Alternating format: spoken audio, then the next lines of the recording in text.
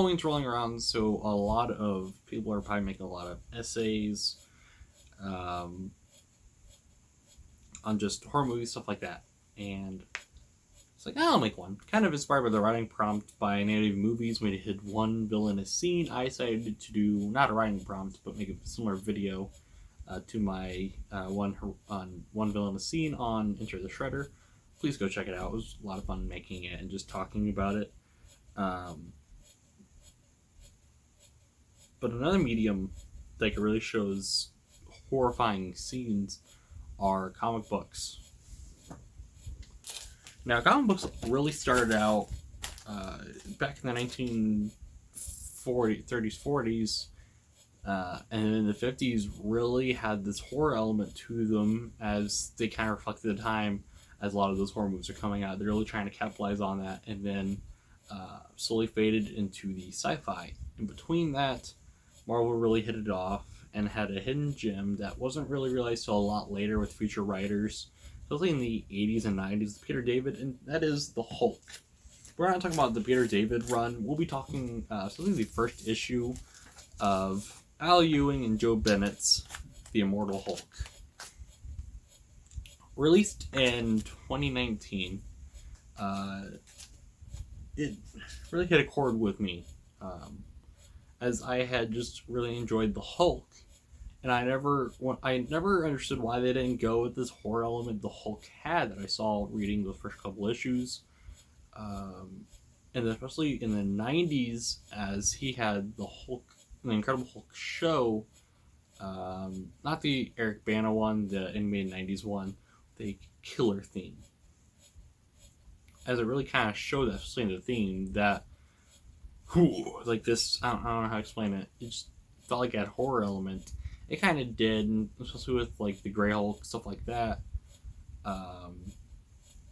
But please go check out. People probably talk about the Incredible Hulk show, mostly Immortal Hulk as well. But I really want to talk about issue 1, and just what is that at the end of it. I'm not a bad person. Am I?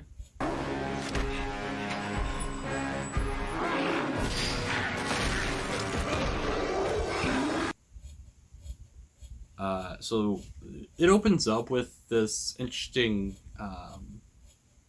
excerpt. All the issues of Immortal Hulk have this, really almost every issue has this, and it's usually an excerpt from some psychology book. Man is, on the whole, less good than he imagines himself or wants to be. Now that can really be broken down. I'm sure there are plenty of videos on it. Now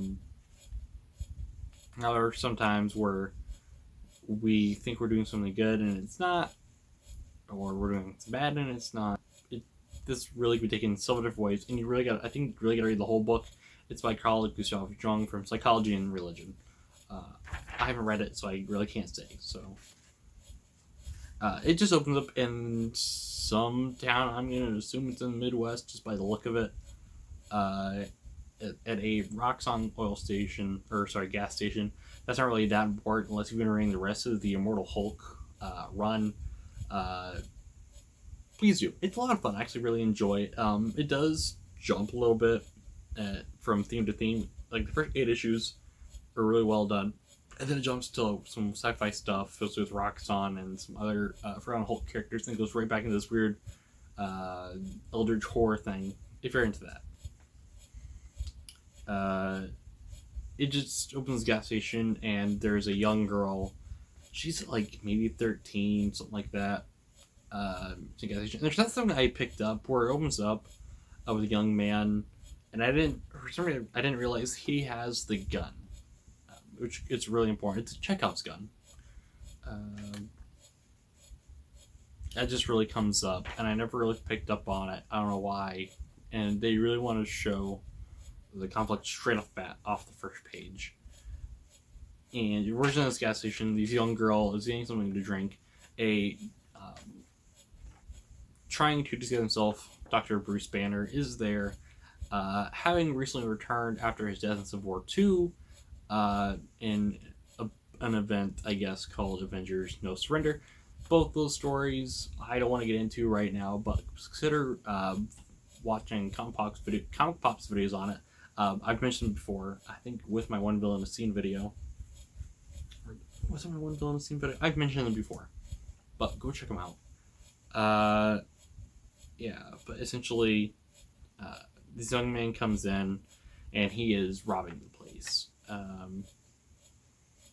And thanks to Joe Bennett's art, we can really tell he's really uncomfortable, and this is his first time. As he gets startled when this young girl drops, which I think it's apple juice. I think that's what it is. And the young man, startled, shoots her. And I would have really liked to easily could have had her get shot and fall. But we really see this young man's mortified by what he did as he runs out. And as we see, Robert Bruce Banner is mortified by this and confronts the young man shoots him with a bat. What happens next is what I find interesting, as Joe Bennett's art really captures the Hulk, as in every frame he's in, as you can see here, he just fills the 2 pages. Any panel he's in, he doesn't fit. He's always crouching. Or even if it's just his face, the face fills the panel. And as he just breaks down this young man what he did, telling on who he killed. Sarah Ann Brockhurst. She was 12. And we just see the crags in the Hulk's face as he breaks down. And just the whole, you had a gun, you felt the weight in your hands, you never shot a gun. You may have shot it got really well with it at shooting range, but when it came to the actual dance, you fell. And that's interesting for the Hulk, as he's being mean-spirited, he's acting out of character for the Hulk, really. The Hulk, before this, especially even before World War Hulk on Planet Hulk, he really never hurt anyone. He always wanted to be left alone. He only attacked people that attacked him back, but never killed them. And then any monsters, they either incapacitated through him or through external means through other characters in the story. He was always a force of nature, but more like 2014's Godzilla. He really falls in that category. And this one, like I said, with World War Hulk and Planet Hulk, he did hurt people, but it was out for revenge. For his Dr. Holmes' car being destroyed through the Illuminati. And again, we get this, and the story that goes on, they introduce the other Hulks, Warbreaker Hulk, Grey Hulk, Lazy Hulk, Devil Hulk, these other Hulks that were introduced in other stories, like Peter David's Hulk. It just shows a change in the Hulk that hasn't been there before. Gradually, like in a monster movie or a horror movie, the character changes from a good-mannered person to this monster, and then you have to ask the question, am I really a good person? And as the story continues, we really get to see this man is really sorry. I really like it how we see the Hulk coming up to him, coming up to him. We see him backing up steps, that he's really sorry,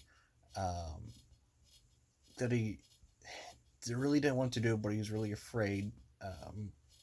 And it's kind of sad, but you also see the Hulk really doesn't care. He ends up mingling the man. And it comes to the question, did the young man deserve it? Yes, he killed a person, but they could argue that he was sorry and could get a reduced sentence, and that he'll seek repentance. Though a young girl died at his hands, he shows remorse.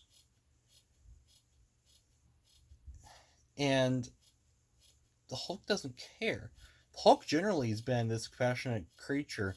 He may look like a monster, but generally cares. He won't hurt young children or women or even men. It's only these other monsters or these monstrous men that attack him. And it really begs the question, I'm a good man. Am I?